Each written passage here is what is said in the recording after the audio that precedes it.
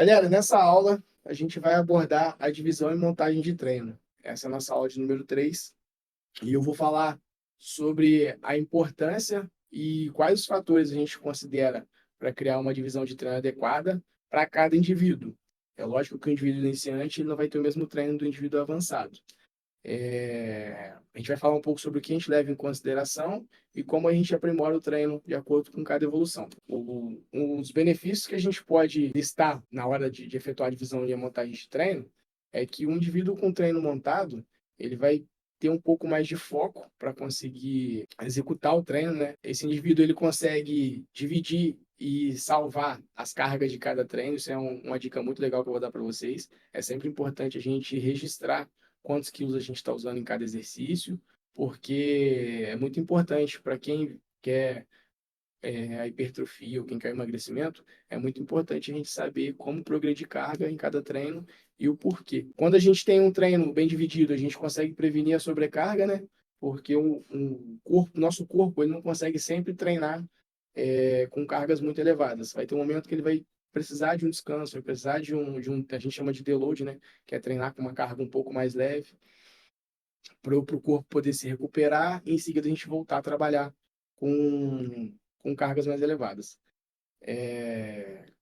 Quando a gente divide o treino, aquela pessoa vai ter um pouco mais de motivação, porque sempre é importante a gente variar exercício. O nosso corpo ele precisa de um treino novo para gerar adaptação, para gerar estímulo, né? Adaptação, e logo em seguida a gente começa a progredir as cargas. E quando a gente chega no limite, que o nosso corpo tá estagnado, é importante a gente evoluir aquele treino. O que a gente leva muito em consideração para dividir um treino? O objetivo do aluno e a capacidade individual dele. É lógico que um aluno X não vai ter a mesma capacidade de fazer os exercícios do aluno Y, cada um tem uma individualidade biológica, né? Às vezes um aluno vai ter mais facilidade para fazer um exercício com um exercício livre, às vezes ele vai ter mais facilidade para fazer exercício diretamente na máquina, mas isso tudo é adaptável, né? A gente costuma falar que com o passar do tempo, todo indivíduo consegue gerar essa adaptação necessária para executar o exercício. A gente vai conseguir uma melhora no condicionamento físico, né, daquela pessoa, físico, de forma geral, força muscular, capacidade aeróbica, a disponibilidade de tempo. A gente tem que considerar o tempo que cada aluno tem para treinar.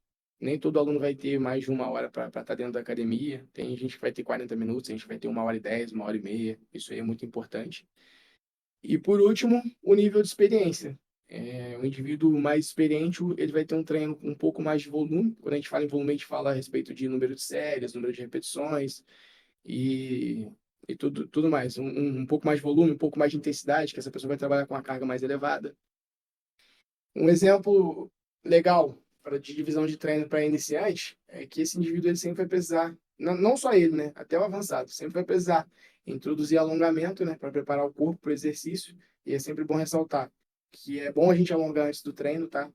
Hoje em dia não existe mais aquele mito de que alongar faz a gente perder força. É sempre bom a gente alongar antes do treino, porque uma pessoa que tem a musculatura tensionada ou musculatura encurtada, ela não vai conseguir executar muito bem aquele movimento que está sendo proposto no treino e um trabalho de aquecimento também. Eu falei até um pouco disso na aula passada. Vamos falar um pouco sobre o foco dos movimentos básicos. O indivíduo iniciante, ele sempre precisa ter uma base, a gente sempre precisa voltar, procurar exercícios voltados para fortalecer a base, né? Quando eu digo base, são a musculatura da nossa região central do corpo, a região do core.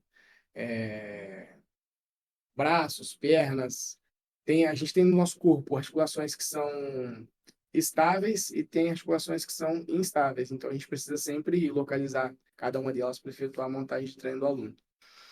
E é importante ressaltar o descanso entre as séries, tá? Entre as séries e entre os exercícios. A gente vê muita gente hoje descansando 30 segundos, 40 segundos, mas é sempre importante a gente dar o descanso ideal, descanso adequado para aquela musculatura não ficar sobrecarregada e evitar algum risco de lesão. E o músculo descansado também ele vai conseguir trabalhar com cargas maiores. Um exemplo de divisão de treino para alunos intermediários, e que é muito importante a gente falar, que nesse nível a gente já precisa começar a ter um repertório diferente, né? No indivíduo iniciante, a gente costuma trabalhar com uma divisão de treino que a gente chama de AB. No intermediário, a gente começa a trabalhar com treino ABC, onde a gente tem um leque de possibilidades para montagem de treino. A gente leva isso em consideração além do objetivo do aluno e a individualidade dele. Nesse modelo de treino, a gente consegue trabalhar com uma intensidade um pouco maior, a gente consegue trabalhar com cargas mais elevadas, que essa pessoa já está mais adaptada ao treinamento de força. E, mais uma vez, a gente fala sobre a ênfase na recuperação. É muito importante a gente ter métodos para que esse indivíduo consiga se recuperar bem e voltar para a próxima série trabalhando com uma carga igual ou até um pouco mais pesada. Um exemplo de divisão de treino para indivíduo avançado, a gente usa já um modelo mais aberto, né? Onde a gente possivelmente vai trabalhar com série A, B, C, D, E, A, B, C, D, só A, B, C, D. Isso aí vai variar de cada pessoa e de como ela treina. Como a gente vai dividir os treinos, isso vai também da individualidade da pessoa. Tem pessoa que vai conseguir treinar 2 grupamentos musculares por dia, tem pessoa que vai conseguir treinar menos, um só. E esse treino com um grupamento muscular só, ele precisa de um volume um pouco maior. Pessoa que gosta de atividade aeróbica, se o indivíduo hoje ele corre esses 3 quilômetros, é bom a gente pensar que aquele corpo vai precisar de uma adaptação para que ele chegue a 4 quilômetros, 5 quilômetros. Isso vai do objetivo de cada pessoa, né?